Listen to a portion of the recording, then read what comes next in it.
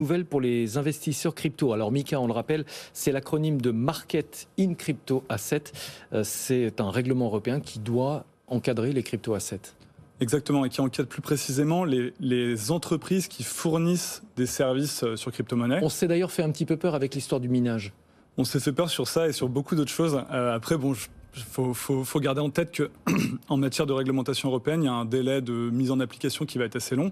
Cette question, elle est intéressante parce qu'elle ne s'intéresse pas aux prestataires, elle s'intéresse aux épargnants, aux crypto-épargnants. Et là, en fait, il y a une réponse qui est un peu à double face. C'est que, a priori, je pense que c'est une bonne nouvelle pour ce qu'on appelle, vous savez, les 2 milliards de futurs utilisateurs des services crypto, puisqu'on peut imaginer que le grand public ne voudra pas, souhaitera plutôt avoir affaire à des prestataires qui sont le plus régulés possible, parce que c'est un gage quand même de sécurité des fonds, de transparence, de prévention des conflits d'intérêts, etc., etc.